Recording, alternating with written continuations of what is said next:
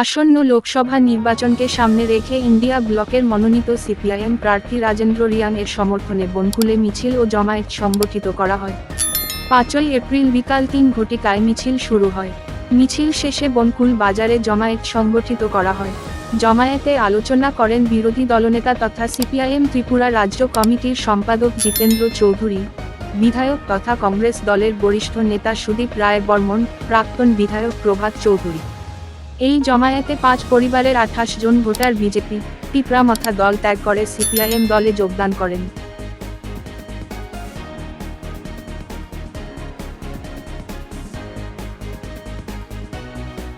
বর্তমান রাষ্ট্রকে পরিস্থিতিতে একটা কঠিনতম দায়িত্ব, পবিত্র দায়িত্ব, কিভাবে এটা এসে পড়েছে আপনারা শুনেছেন। আমি সেই কথাগুলো পুনরাবৃত্তি করব না। আমি শুধু কেন আমাদের এই ইন্ডিয়া ব্লক, ইন্ডিয়া মঞ্চ তৈরি করতে হলো, এই ত্রিপুরাজ্যের মানুষ আমরা একটা সময়তে কংগ্রেস এবং সিপিআইএম এর মধ্যে পঞ্চায়েত থেকে লোকসভা আমরা প্রতিদ্বন্দ্বিতা করতাম, লড়াই আমরা করতাম। কি পরিস্থিতিতে শুধু আজকে ত্রিপুরাজ্যে না, সারা রাজ্যে, সারা দেশে আমরা একসাথে দাঁড়িয়ে হাতে হাত ধরে এই বিজেপিকে পরাস্ত করার জন্য এই কঠিনতম এবং মূল্যবান সিদ্ধান্ত নিতে বাধ্য হয়েছি। Khalsa, one last fight, no compromise, greater Tripura land, constitutional solution. তুমি ও সব কিছু তথাকথিত বিভাগরা ভিল্লা গেল, ত্রিপ্রাসারে বিক্রি করে দিল। এত কেন্দ্রিক ছিল, আপনারা গত নির্বাচনে জিতাইছিলেন। সে ত্রিপুরী কমিউনিটি, রেবতী মোহন ত্রিপুরা, আজকের দিনেও সে মেম্বার অফ পার্লামেন্ট।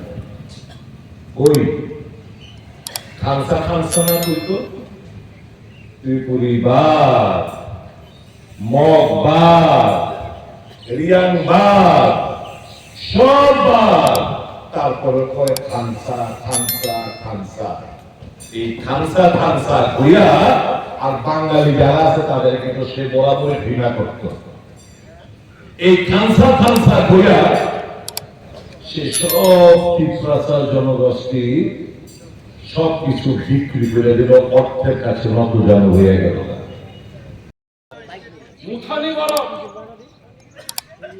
বিজেপি ওই প্রার্থী মোঠার লোক বিজেপির হয়ে প্রার্থী দিয়েছে।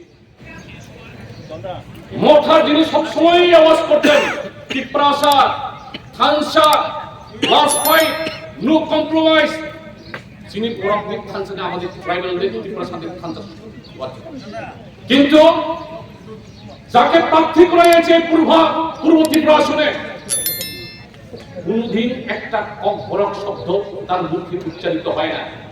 অঘরক বসাইয়া ট্রাইবালের ত্রিপুরাসাদের কথা বলবেন পার্লামেন্টে গিয়ে, বিঘ্নায় ভিসা কোনদিন করেন না। ত্রিপুরাসাদের কথা বলবেন লোকসভায়, গুদক কোনদিন চাইলে, চাকরি কোনদিন চাইয়া, আপনার কোনদিন চাইয়া, এরা ত্রিপুরাসাদের কথা বলবে। যিনি রাজনীতি করছেন এই লোকসভাটা ত্রিপুরাসাদের কথা বলার জন্য 14 লক্ষ মানুষের এই ত্রিপুরা রাজ্য থেকে একটা লোক না ত্রিপুরামথা না বিজেপি খুঁজে পায়নি। ওই 36 থেকে ধারা করে উড়িয়ে ত্রিপুরা রাজ্যের এই পূর্ব ত্রিপুরা প্রার্থী করেছে। আপনারা সমর্থন করো।